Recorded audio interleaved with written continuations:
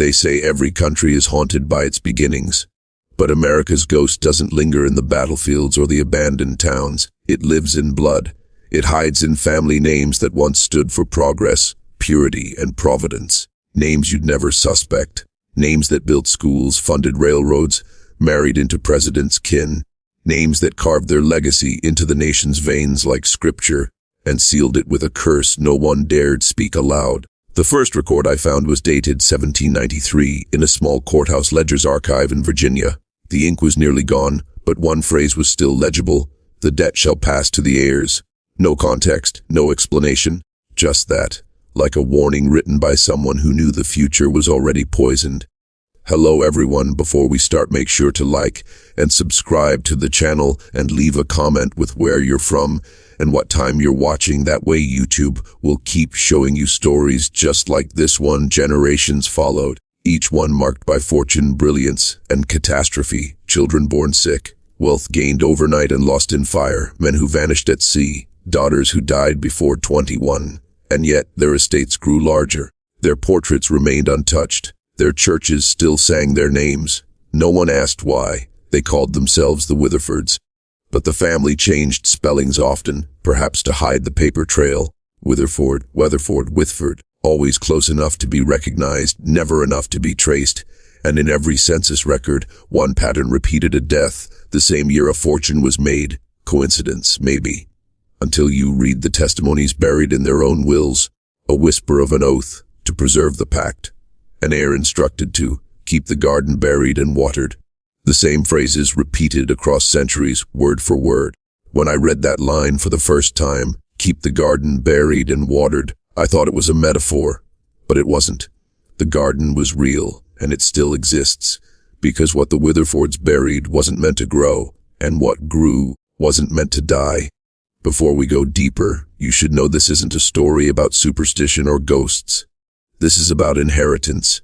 The kind you can't sell, can't burn, can't escape. The kind that bleeds through generations until someone finally digs it up. And someone already did. The question is, what did they find? The discovery came by accident, as these things often do. A man named Aaron Witherford, last known here, though the name had long been abandoned, purchased an old property in rural Kentucky in 1998. The deed described it as ancestral land, condemned and unfit for sale. Yet it passed through probate without a single challenge. It was as if the town wanted it gone. Aaron wasn't a historian. He was a contractor. He said he only bought the land for its timber value. But on the second day of clearing, his equipment struck something beneath the soil, a wall of stone, no wider than a man's shoulders, running straight through the woods like a scar. He thought it was an old boundary line, until he found the steps. They led downward, cut from the same limestone that lay under most of Kentucky. 17 steps, he counted. Then the ground opened into a chamber no larger than a shed, and there, lying against the back wall, was a wooden door bolted from the inside. He said the air felt alive, heavy, like it was watching him. His flashlight dimmed. Though his batteries were fresh, he left the chamber and sealed it again with timber. But that night, he couldn't sleep. Every time he closed his eyes, he heard water dripping. Not rain, not a leak, dripping, steady and rhythmic, like something below was breathing. Aaron tried to sell the property. No one would buy. The deed office sent him a letter weeks later. This parcel is exempt from transfer under prior familial covenant. No one could tell him what that meant. There was no covenant on record. That's when he found the journal, hidden inside a false drawer of the farmhouse desk, dated 1849. The handwriting was erratic, slanted, desperate. The author called himself the Last Keeper. He wrote about a pact made in 1793 by the first Witherford patriarch, Josiah Witherford, a man said to have traded a soul for a legacy that would never fade. The price, the journal claimed, was renewal.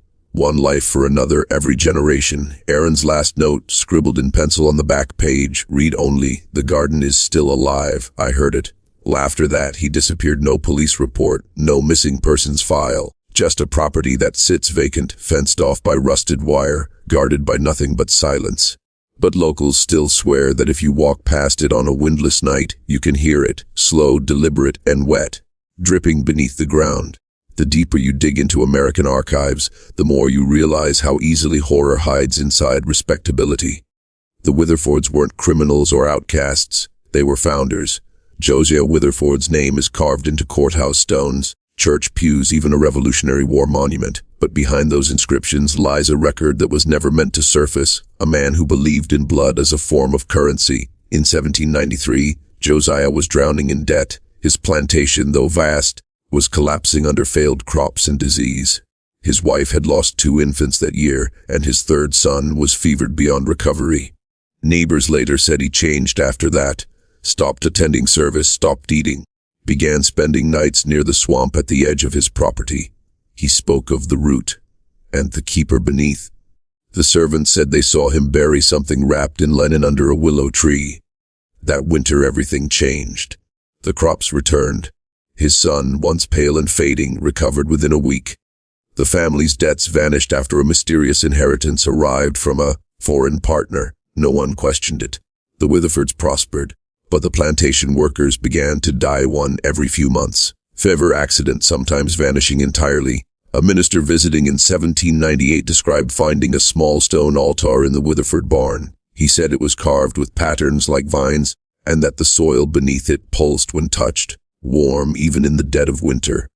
When he confronted Josiah, the man simply smiled and said, "The ground remembers what you feed it." The minister's letters were archived, then sealed, and Josiah lived to 97, a biblical age for his time. But every generation after him carried a signature trait, eyes that turned nearly black in dim light, and a birthmark shaped like a tear just beneath the left collarbone. Even today, in some faded family photographs, you can still see it.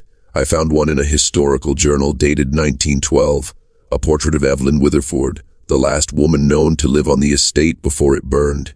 On the back of the photograph, in her own handwriting, "The garden breathes louder now." A simple sentence, but she underlined one word twice. Now, something had woken, and America had already forgotten what was buried beneath its own beginnings. Time has a way of disguising curses as coincidences. By the 20th century, the Witherford name had dissolved into a dozen others. Winford, Weatherly, with even Plainford in some lines.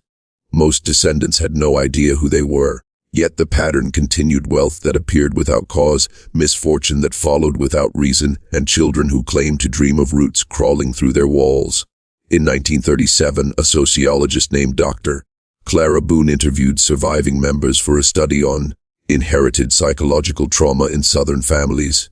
The transcripts were never published, but her notes survived. They describe one subject, a man from Nashville who refused to say his birth name. He spoke of a recurring nightmare, a tree made of bone, its branches reaching upward into skyless dark. He said when he woke, his hands were always covered in soil. Another subject, a woman from Baltimore, claimed her father used to wake at 3:09 a.m. every night and walk outside barefoot, no matter the weather. When she followed him once, she saw him standing in the yard, his head tilted toward the ground, whispering. When she asked what he was doing, he said, "Listening. It's still growing." Dr. Boone's final note was chilling in its precision. She wrote, "These individuals share no known common ancestry, yet each bears the same mark beneath the left collarbone. They also report heightened auditory sensitivity to the sound of dripping water." She added one last line in the margin as if she didn't want it read. "If this is genetic, it is older than the Republic itself." The Witherford estate burned in 1914. Officially, it was lightning. Unofficially, locals said they saw the flames begin underground, like the soil itself was on fire. After that, the land changed hands countless times. Developers tried to build, none finished. The trees grow faster there. Animals avoid it. But what disturbs me most are the obituaries. Every few years, someone with a variant of that name dies under the same circumstances, found near water, lungs filled, but no sign of drowning, like they'd been breathing something else. And now, genealogists are quietly tracing bloodlines that lead directly to people alive today. Ordinary Americans, teachers, soldiers, politicians, even one or two who fund the very institutions that once hid this story. The curse didn't die with the family. It adapted, it married into us. When you follow the paper trail long enough, you start to feel the weight of it pressing back. Every document, every signature, every missing birth record feels intentional, like the past is fighting to stay buried. But the closer I looked, the more one truth became undeniable: the Witherford curse wasn't about a single family anymore. It was about America's hunger to build no matter the cost. Josiah Witherford made his bargain for legacy. But what is legacy, if not the illusion that we can outlive consequence? His descendants built factories, funded political campaigns, sat on church boards. They gave money to hospitals and orphanages. Good acts on paper. But the oath lingered, whispering through their philanthropy like a parasite. Every fortune came with a fracture. Every success with a disappearance. In 1962, a Witherford descendant working for a petroleum company in Texas sent a letter to his sister in Virginia. It was found decades later in an estate sale. He wrote, "The drills struck something soft, it blood. They told us it was gas, but it wasn't. The smell was wrong. Tell them to stop digging." Weeks later, that rig exploded. Official cause: equipment failure. But the sister's reply, never mailed, found among her things after her death, contained one simple line: "You heard the garden. If you're still watching, you're already braver than most." Tell us in the comments. What would you have done if this was your bloodline? Would you deny it, burn it out, or would you listen, just once, to see if the earth still remembers your name? Because that's what this story has become, not one man's curse but a mirror, a reflection of what happens when we bury our guilt so deep it grows roots. I've read enough of their journals to know they weren't all evil. Some tried to stop it. One woman in 1983 moved west, changed her name, became a schoolteacher in Colorado. Her diary, found after her death, contains one final entry: "The dreams stopped when I salted the floor, but now the children hum when it rains." Every generation believes its escape, that it's modern enough, rational enough, to dismiss what came before. But if you trace the bloodlines carefully, the curse doesn't vanish. It simply waits for the next child to inherit the silence. And silence in this story is never empty. The silence broke for me the night I visited the property myself. I hadn't planned to stay after dark, but curiosity has a way of bending time. The land sits 30 miles outside a town that barely exists anymore, half its buildings collapsing, its church swallowed by ivy. When I reached the old Witherford grounds, I understood why locals warned me not to. The air didn't feel empty. It felt crowded. The trees leaned inward, all pointing toward a single clearing where the soil changed color, dark, almost black like ink. No birds, no wind, just that sound dripping, steady, unbroken, like a slow heartbeat beneath the ground. I brought a recorder. The audio still plays back perfectly until that point. Then, just as I stepped onto the clearing, the sound cut out. Total silence. Not even the static of dead air. And then a voice, faint, feminine, layered under its own echo. It said, "Keep the garden buried and watered." I left that night. I didn't sleep for days. But what haunts me most isn't what I heard. It's what I saw when I reviewed the photographs later. In one image, just at the edge of the clearing, there's a figure standing among the trees, not solid, almost translucent, but the outline of her face matches the 1912 portrait of Evelyn Witherford perfectly. Same tilt of the chin, same hollow gaze. I sent the image to an archivist who specializes in photographic anomalies. She told me it wasn't a double exposure. Then she asked where I'd taken it. When I said, "The Witherford estate," she hung up without another word. 2 days later, her email bounced back, address deleted. After that, I stopped digging for a while. You can only stare into the same darkness so long before it starts to stare back. But this story, this curse, it doesn't want to be left alone. Since visiting that site, 3 people I spoke to about it have gone silent. One quit her job and moved states.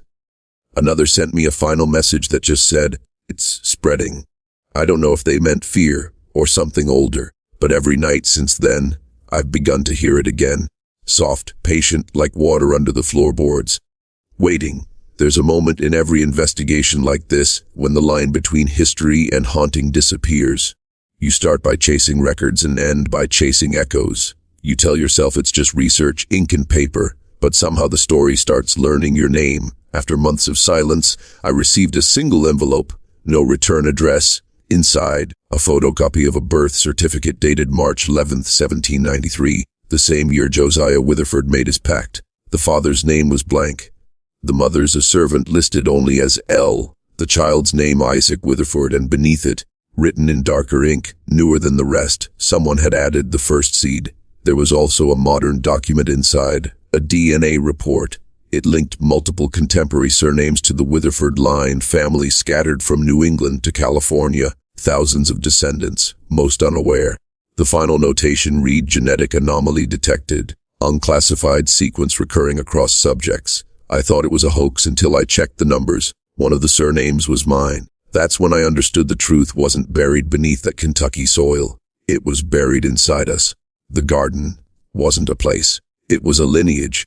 A design written in blood, passed on quietly for centuries, watered by guilt and survival. Josiah hadn't traded a soul. He'd cultivated one, shared among his bloodline like an inheritance.